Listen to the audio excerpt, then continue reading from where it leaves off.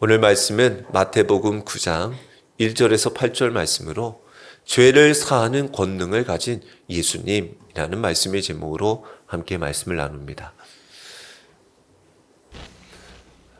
날씨가 많이 추워졌습니다. 한절기 또 이제 추운 그런 겨울날 영육이 따뜻해서 아무쪼록 강건하게 이번 겨울도 잘 이겨나가시기를 소망합니다. 우리의 삶의 모습 속에 기도하면서 하나님의 말씀을 묵상하는 가운데 또 주님을 간절히 기다리고 소망하는 가운데 대림절을 보내고 있는 이때 우리는 어떤 주님을 기다리고 있나? 주님이 이 땅에 오셔서 어떤 일을 이루시고자 오셨는가?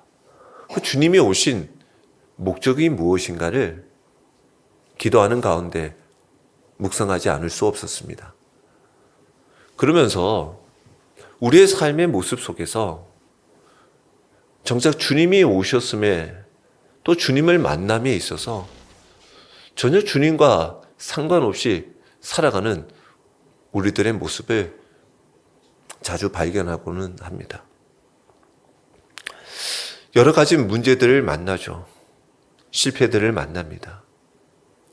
그럴 때마다 우리는 그 문제들 앞에서 어떻게든 그 문제들을 해결해 보려고 노력을 하죠. 아프면 병원에 가서 또 주사도 맞고 약을 쥐어서 약을 먹기도 하죠. 돈이 없으면 돈을 열심히 벌어보려고 합니다. 그리고 부족한 부분들을 채워나가려고 하죠. 사람들에게 관계에 상처를 받으면 이제는 사람이 싫어. 사람이 없는 곳, 만나지 않는 곳으로 이곳저곳 피해 다녀보기도 합니다. 그런데 그렇다고 해서 우리의 삶에 근본적인 문제가 해결되느냐? 그렇지 않더라는 거죠. 성경에서는 말씀하고 있습니다. 우리 인간의 가장 근본적인 문제는 죄의 문제다라는 거예요. 오늘 본문에도 겉으로는 병자의, 중풍 병자의 치유 이야기가 담겨져 있지만 그 안에 잘 들여다보면 예수님께서 이 땅에 오신 가장 중요한 목적이 무엇인지를 우리에게 알려주는 말씀입니다. 주님은 이 땅에 우리의 모든 죄를 사하여 주시고자 오셨습니다. 왜 그렇습니까? 죄는 결국 사망으로 하나님과의 관계를 끊어놓는 결과를 가져오기 때문인 것입니다. 로마서 5장 12절의 말씀에 보면 그러므로 한 사람으로 말미암아 죄가 세상에 들어오고 죄로 말미암아 사망이 들어왔나니 이와 같이 모든 사람이 죄를 지었으므로 사망이 모든 사람에게 이르렀다라고 말씀하고 있습니다. 우리는 죄로 인하여 죽을 수밖에 없고 하나님 앞에 갈 수 없는 자들이 되었습니다. 그런데 주 예수 그리스도께서 십자가를 지시고 그 십자가에 주님의 그 보혈로 우리의 모든 죄를 씻어 주시니 하나님과 우리의 관계가 끊어져 있던 것들이 주님의 십자가로 연결되어지고 주님의 보혈로 우리의 모든 죄가 사하여지니 생명의 길로 주님께 구원의 길로 옮겨지게 되었습니다. 그것이 너무나 우리에게 중요한 구원의 삶이 되었습니다. 왜? 죄 사함이 곧 구원이기 때문인 것입니다. 어떤 목사님이 병원에 신방을 하고 난 뒤에 이런 얘기를 했습니다. 우리 몸, 육체를 고쳐주는 의사는 참 많이 있구나. 그러나 영혼을 고쳐주는 의사는 오직 한 분, 예수 그리스도뿐이구나. 중풍 병자는 일어나 걸어갔지만 그 영혼은 죄 사함으로 자유함을 얻게 되어집니다. 오늘 예수님이 하신 가장 큰 기적은 중풍병을 낫게 하신 것이 아니라 그 병자의 죄를 사하여 주시고 그 영혼을 구원하시는 놀라운 일이었습니다. 예수님이 오신 목적에 대해서 성경은 이곳저곳에서 우리에게 알려주고 있습니다. 마태복음 1장 21절의 말씀에 아들을 낳으리니 이름을 예수라 하라. 이는 그가 자기 백성을 그들의 죄에서 구원할 자이심이라 하니라. 아멘. 예수님의 이름 자체가 죄에서 구원하시는 분이다라는 것입니다.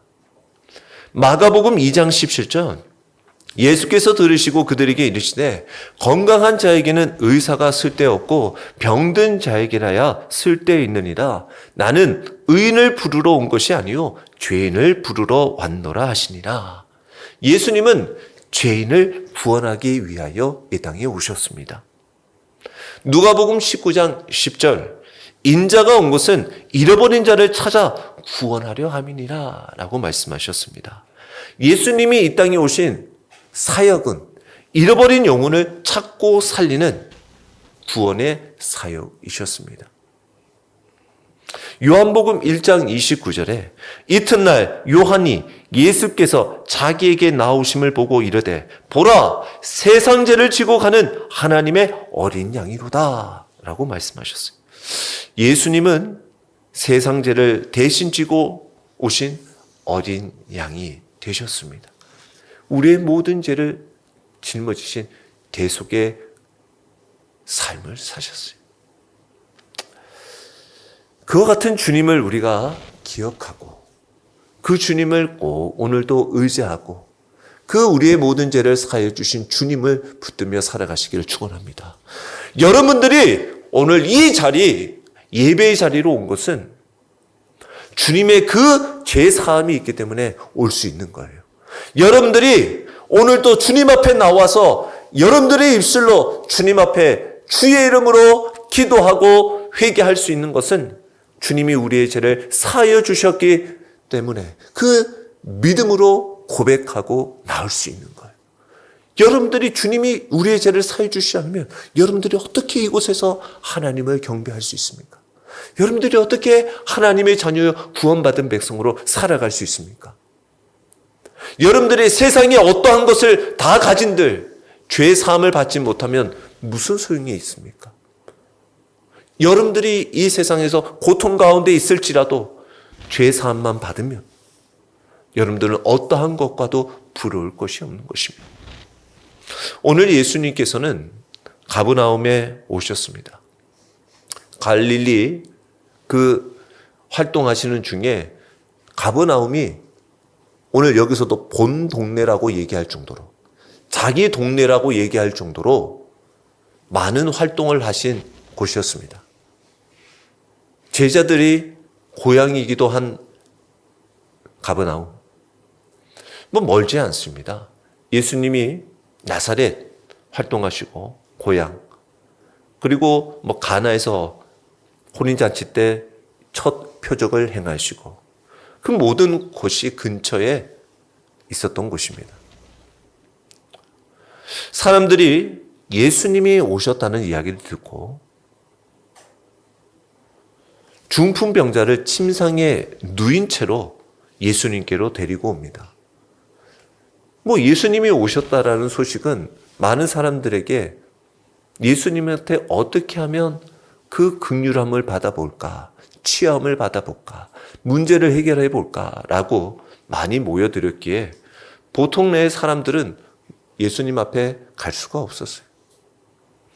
당연히 중풍병자도 스스로 움직일 수도 없고 친구들의 손에 완전 들려서 왔고 그런 가운데 그 친구들 그래도 믿음이 있는 친구들이었기에 어떻게든 이 오늘 중풍병자 오늘 주님 만나게 하리라 그 믿음 하나 가지고 지붕에 올라가서 지붕을 뚫고라도 그 지붕을 내려 아래에서 예수님을 만나게 하는 장면.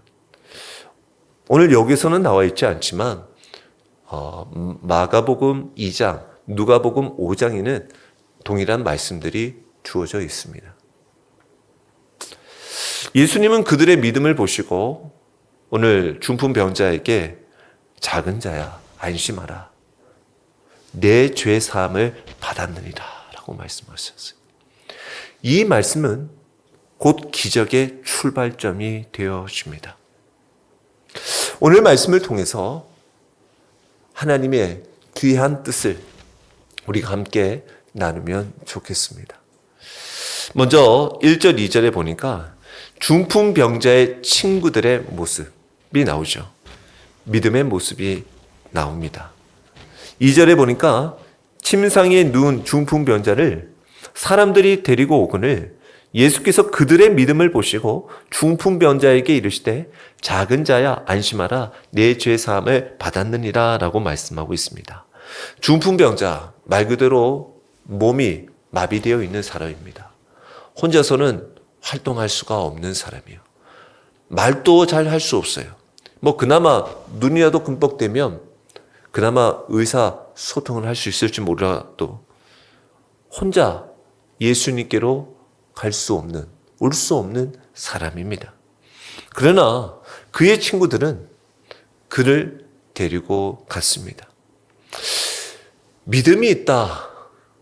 저 사람이 믿음이 있다. 라고 얘기하는 것은 단지 그 사람이 가지고 있는 신념을 가지고 우리는 믿음이 있다라고 얘기하지 않습니다. 그 믿음은 곧 삶을 통하여 그의 삶의 행동을 통하여 드러나기 마련입니다.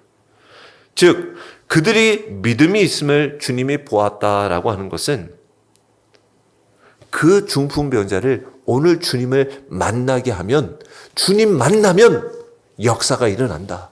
주님 만나면 치유가 일어난다.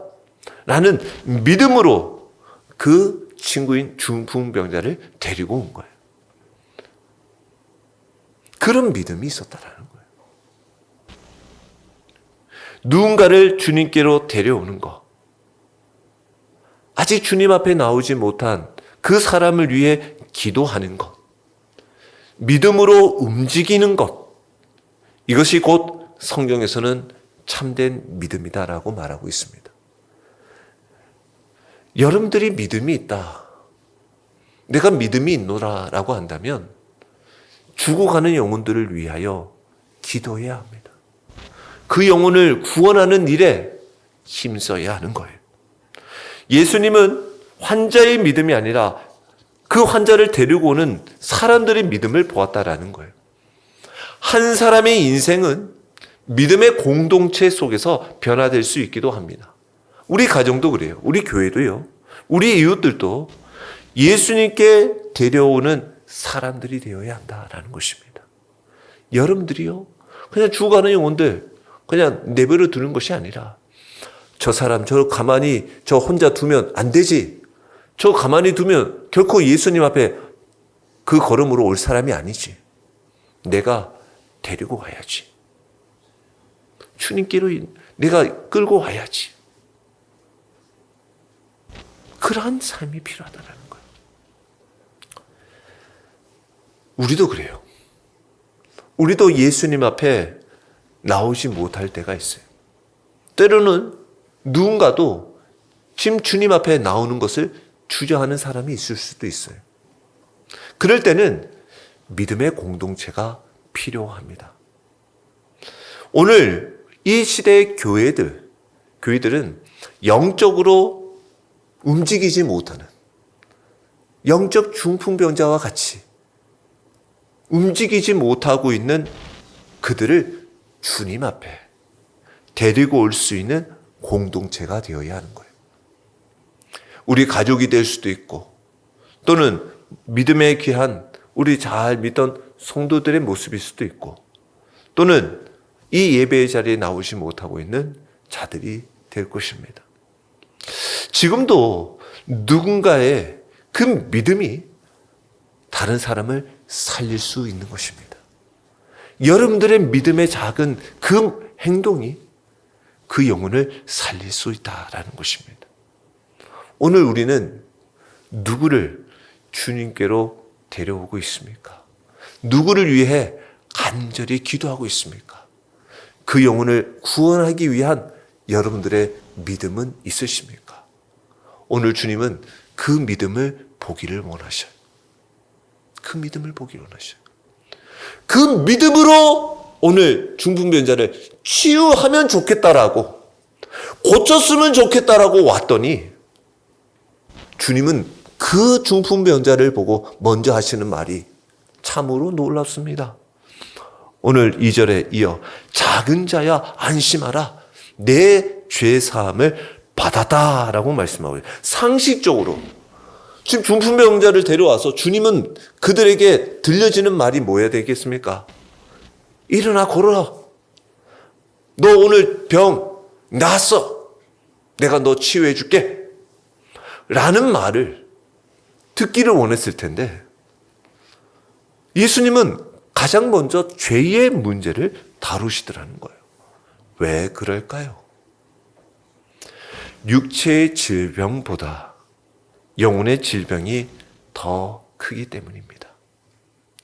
육체의 고통보다 죄가 더 깊은 문제이기 때문인 거예요. 인간의 모든 불행의 근원이 어디서부터 되는가? 하나님과의 단절에서부터 오더라는 거예요. 하나님의 단절은 바로 곧 우리의 죄의 문제다라는 거예요. 이 중풍병도 이 사람이 언제 중풍병이 걸렸는지는 알 수 없어요. 그런데 우리도 이 사람이 왜 중풍병에 걸렸는지도 모르죠. 그러나 주님은 이 자의 죄의 문제를 먼저 바라보셨다라는 거죠. 뭐 우리가 생각해 보면, 얼추 짐작해 보면 이 사람이 중풍병 걸리기 전에 너무 엉뚱한 일을 많이 했나. 그래서 이 엉뚱한 일로 인해서 혹시 이 병까지 얻게 되어졌나 라고 생각해 보기도 합니다. 그러나 그 병보다도 그 근원적인 그 사람의 죄의 문제를 해결해 주고 있다는 거죠. 예수님이 우리의 필요를 모르는 분은 아니십니다. 그러나 예수님이 가장 먼저 다루시는 것은 우리 죄의 용서입니다. 왜냐하면 이것이 인생의 시작이고 회복의 열쇠이기 때문인 것입니다. 우리는 종종 환경을, 상황을 좀 바꿔달라고 기도하죠. 이런 형편을 좀 바꿔달라고, 좀 더 나은 조건을 달라고 기도합니다. 그러나 예수님은 먼저 우리의 마음과 영혼을 고치기를 원하셔요. 내 마음에 아직까지 해결되지 못한 내 마음의 투정과 욕망과 욕심과 분노와 교만들을, 죄악들을 해결하기를 원하셔요. 그러기에 우리는 죄의 문제를 먼저 다루어야 합니다. 우리의 삶의 문제, 돈, 직장, 건강, 관계 문제들, 우리는 집중하며 살아갈 때가 많죠. 그러나 예수님은 죄의 문제를 가장 먼저 해결해야 한다는 거예요. 그래서 우리의 지금 기도의 방향, 제목이, 순서가 바뀔 필요가 있어요. 주님, 저 이 병 좀 고쳐주세요. 저 이거 빨리 문제 해결해 주세요. 라고 기도하기에 앞서 주님, 저의 죄와 허물들을 용서하여 주세요. 주님, 저의 모든 죄를 사하여 주셨음을 믿습니다. 저를 거룩한 백성으로 다시 회복해 주세요. 라고 기도해야 하는 거예요. 그리고 주님은 보이는 치료보다도 보이지 않는 용서가 더 중요하다는 거예요. 병이 나아도 죄의 문제가 해결되지 않으면 그는 건강한 상태에서 영원한 고통을 얻을 수밖에 없어요. 병은 나았는데 왜 이 고통은, 고난은, 내 마음은 해결되지 않는 것이? 죄를 용서받으면 비록 지금 아직 내 육체의 고통 가운데 있을지라도 주님이 주시는 영원한 평안을 얻을 수 있다는 거예요. 이게 죄의 문제 해결에서 오는 주님이 주시는 참된 구원의 평안입니다. 예배는 오늘 이곳에 주님을 만나러 오는 것은 치유를 위해 오는 것이 아니라 죄사함을 받고자, 죄사함을 받은 것을 온전히 고백하고 구원받은 백성으로서 주님 앞에 나오는 거예요.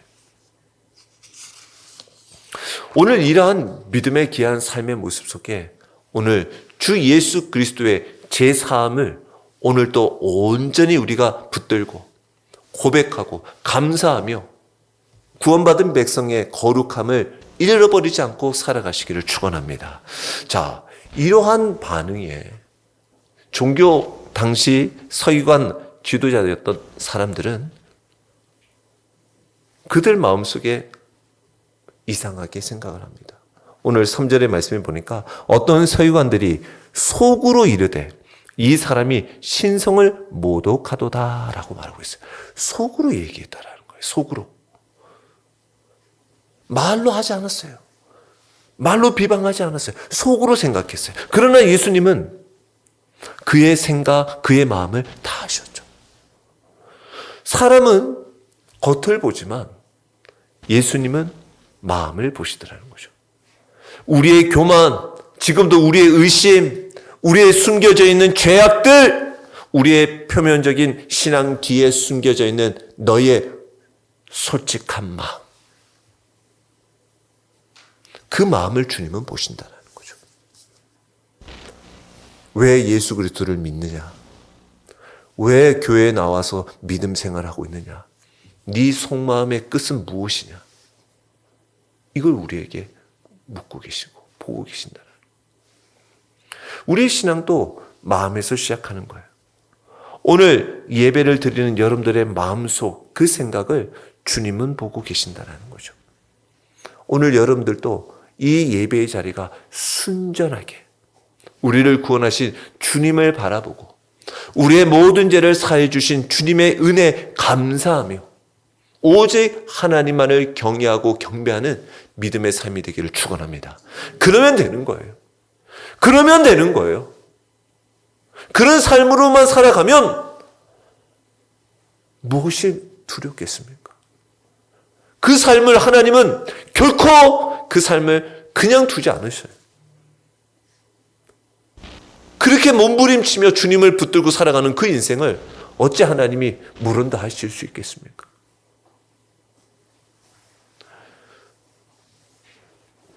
예수님은 비로소 예수님이 우리의 죄를 사하러 오셨다라고 말씀해서 하고 계시지만 주님은 오늘 여기서 친히 자기가 누구인지를 분명하게 밝히고 있죠. 오늘 5절에 6절의 말씀에 보니까 내 죄 사함을 받았느니라 하는 말과 일어나 걸어라 하는 말 중에 어느 것이 쉽겠느냐? 그러나 인자가 세상에서 죄를 사하는 권능이 있는 줄을 너희로 알게 하려 하노라 라고 분명하게 말씀하고 있습니다. 우리의 죄를 사하시고자 이 땅에 오신 분은 예수 그리스도 뿐이십니다. 우리가 구원받았다, 내가 하나님의 자녀가 되었다 라고 말할 수 있는 분명한 이유가 바로 우리는 주님의 그 죄 사함을 믿고 우리의 죄를 사하여 주셨음을, 우리는 우리의 죄가 십자가에 못 박혀 다 주님의 보혈로 씻음을 받았음을, 그 믿음이 있기 때문에 우리는 구원받은 백성으로 살아갈 수 있는 거예요. 예수님이 말씀하시죠. 죄를 사하는 것이 쉽겠느냐? 일어나 걸어가는 것이 쉽겠느냐? 말로는 둘 다 쉽습니다. 말로는 둘 다 쉬워요. 그런데 보이느냐 보이지 않느냐의 문제죠. 너 죄 사함 받았어. 근데 이 보이지가 않아. 이건 당장에 드러나지가 않는단 말이에요. 이 사람이 죄가 사함 받았는지 어떻게 아냐라는 거죠. 눈에 안 보이는 영역이에요. 병을 고쳤다. 눈에 보이는 영역이에요. 이 사람 중풍병자 못 움직이는 사람이 일어나 움직이고 걷고 말을 하고 활동을 할 수 있으면 이건 병이 나았다는 증명이죠. 예수님은요, 눈에 보이는 일을 통해서 보이지 않는 일을 증명하십니다. 즉, 사람들은 겉으로 병의 치유를 보기를 원하지만 예수님은 속의 죄의 치유를 보시고 계셨다라는 거죠. 그러면서 6절에 말씀하십니다. 인자가 세상에서 죄를 사하는 권능이 있는 줄을 너희로 알게 하려 하노라. 예수님은 단순한 치료자요, 치유자가 아니라 구원자이시다라는 거예요. 예수님은 우리의 문제를 해결해주는 해결사가 아니라 우리의 죄를 다 사하여 주신 구원자시다. 육체를 고치는 것만이 아니라 영혼을 구원하시는 분이시다. 병을 고치는 능력보다도 죄를 용서하는 권세를 가지신 하나님이시다 라고 말씀하고 있는 거예요. 우리가 믿고 따르고 전하고 있는 예수 그리스도가 바로 이와 같은 분이시다. 여러분들의 삶에도 주님이 이와 같이 우리의 모든 죄를 사해 주시고 우리를 구원하신 주님이심을 고백하고 전하며 살아가시기를 주의 이름으로 축원합니다. 그와 같은 믿음이 있어야 돼요. 베드로전서 3장 18절에 그리스도께서도 단번에 죄를 위하여 죽으사 의인으로서 불의한 자를 대신하셨으니 이는 우리를 하나님 앞으로 인도하려 하심이라. 육체로는 죽임을 당하시고 영혼으로는 살림을 받으셨으니 라고 말씀했어요. 죄로 위하여 죽으시고 그리고 우리를 구원하셔서 하나님과 화목하게 하여 주셨다. 요한 1서 3장 5절 그가 우리 죄를 없애려고 나타나신 것을 너희가 아나니 그에게는 죄가 없느니라 라는 거죠. 예수님께서 성육신 하신 목적이 무엇인가? 바로 우리의 죄를 다 없애주시려고. 죄가 있는 사람은 죄 있는 사람을 대신 대속할 수가 없어요. 내가 오늘 죽을지 내일 죽을지 모르지만 나는 죽을 사람이에요. 또 나는 아직 죄가 해결되지 못한 그 죄를 가지고 죄 있는 사람을 어떻게 대속할 수 있습니까? 죄가 없으신 오직 예수 그리스도만이 우리의 죄를 사하여 주실 수 있다라는 것입니다. 그래서 성경에서는 일관되게 예수님의 오신 목적은 인간의 죄를 사하고 예수님이 죽으신 것은 우리의 모든 죄를 대속하시고 주님이 부활하신 것은 바로 우리에게 영원한 생명, 구원의 완성을 보여주시고 계신다라는 거예요. 그러면서 치유의 역사가 일어났을 때 그 뒤에 반응들이 참 이런 일이 일어납니다. 자, 주님은 죄 사함을 받았다라고 얘기하고 결과적으로는 중풍병자를 치유하시죠. 일어나 내 침상을 가지고 집으로 가라 라고 얘기했습니다. 그러자 7절에 그 치유함을 받은 사람이 일어나 집으로 돌아갑니다. 예수님의 말씀으로 중풍병자가 일어나고 걸어가고 돌아가게 되어집니다. 회복으로, 즉 죄 사함을 받았다. 죄 사함을 받으니 그 병 육체가 치유함을 받았다. 치유함을 받으니 그의 삶이 회복되어지는 거죠. 진짜 치유의 삶은 집으로 돌아가는 거예요. 예수님은 병자뿐만 아니라 이제 구원받은 그 병자를 통해서 누구를? 가족을 회복시키고 구원하기를 원하고 계심을 볼 수 있습니다. 그리고 주변에 있는 무리들이 보고 두려워하며 이 권능을 사람에게 주신 하나님께 영광을 돌리더라라는 거죠. 그들은 예수님이 먼저 죄사함을 받으라 할 때는 못 믿었어요. 이 사람은 뭐야? 서기관도 이 사람이 이거 신성 모독하고 있네? 라고 사람들은 웅성웅성댔어요. 근데 예수님이 그 중풍병을 치유하시는 것을 보고 이 사람 정말 죄를 사하는 권능도 하나님이 주셨구나. 그리고 그 일을 통해서 하나님께 영광을 돌리고 있다는 거죠.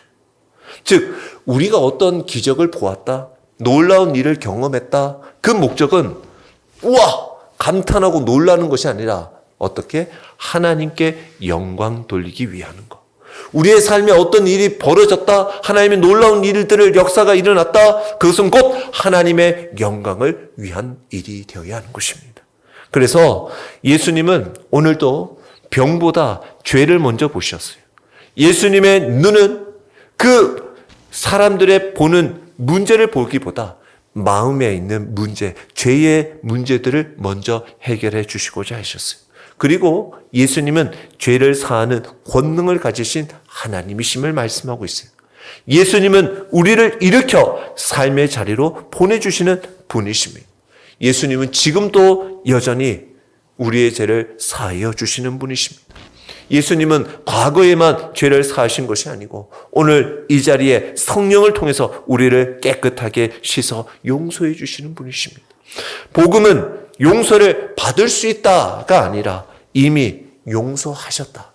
이미 너는 죄사함을 받았노라. 그것을 믿는 자가 되는 거예요. 2000년 전에 주님은 이미 십자가에 못 박혀 돌아가셨어요.